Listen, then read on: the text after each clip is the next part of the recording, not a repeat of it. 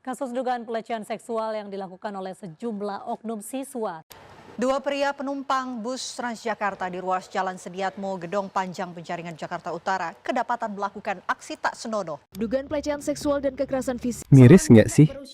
Sekarang hampir tiap minggu kita dengar berita pelecehan seksual. Mengungkap peristiwa pelecehan seksual Di sekolah, di kampus, di transportasi umum, di rumah sakit, bahkan di tempat yang seharusnya paling aman secara moral.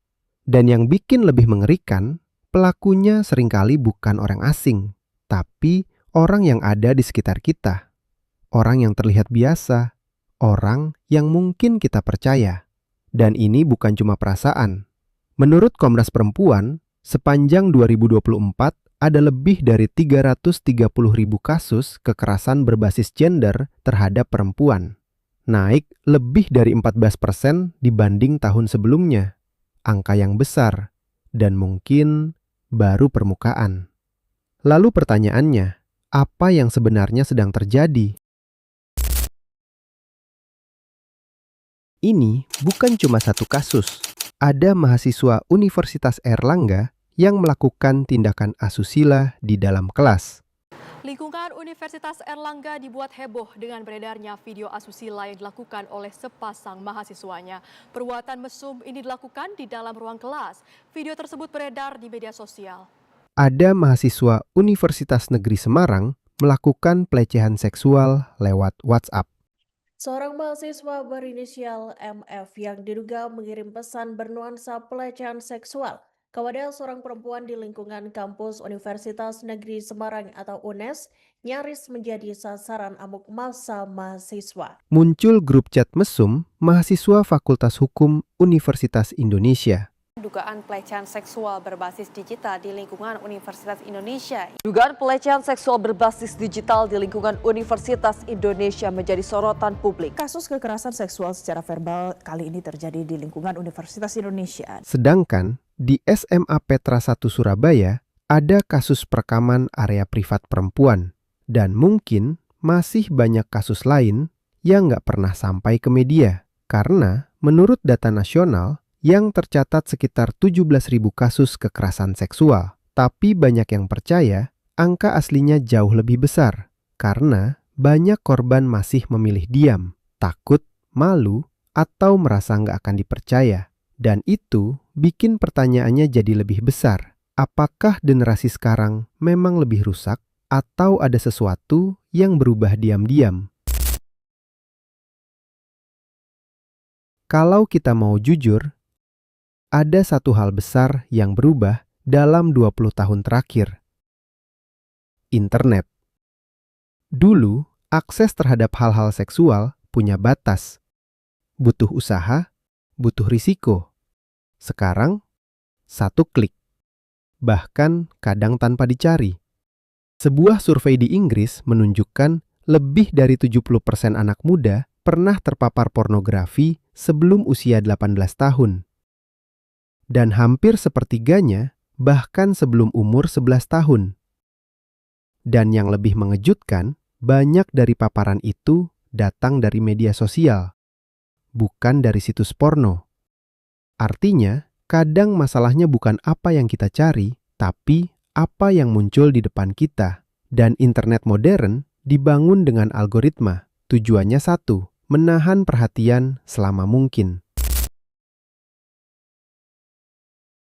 Pornografi bukan cuma tontonan. Ia mengubah cara otak melihat manusia. Sedikit demi sedikit, manusia berhenti dilihat sebagai manusia dan mulai dilihat sebagai objek. Objek untuk dilihat, objek untuk dinilai, objek untuk dipakai. Dan ketika manusia mulai melihat orang lain sebagai objek, batas empati mulai turun.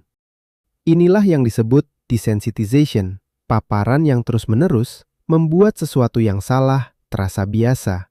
Dan yang lebih mengkhawatirkan, riset terbaru menemukan sebagian konten rekomendasi untuk remaja mengandung materi berbahaya. Bahkan banyak diantaranya terkait eksploitasi seksual. Artinya, masalahnya bukan cuma akses, tapi sistem distribusinya. Internet bukan menciptakan dorongan itu, tapi mempercepatnya. memperbesar, mempermudah, memperkuat. Tapi internet bukan satu-satunya faktor. Ada benteng yang dulu seharusnya menahan semua ini. Keluarga. Masalahnya, banyak keluarga hari ini kehilangan fungsi itu. Orang tua sibuk, komunikasi makin sedikit, pengawasan makin longgar. Anak tumbuh dengan internet sebagai guru, bukan ayah, bukan ibu. Dan Komisi Perlindungan Anak Indonesia mencatat lebih dari 200 anak menjadi korban kejahatan seksual hanya dalam sebagian tahun 2024. Ini bukan angka kecil, ini alarm. Ketika anak tumbuh tanpa filter, mereka belajar dari apa yang paling sering mereka lihat. Dan internet tidak mengajarkan batas moral. Internet hanya mengajarkan engagement. Lalu, ada satu hal lagi, perubahan budaya. Budaya global sekarang masuk lebih cepat dari sebelumnya. Cara berpakaian, cara berinteraksi, cara memandang hubungan, cara memandang seksualitas. Banyak hal yang dulu dianggap privat, sekarang jadi konsumsi publik.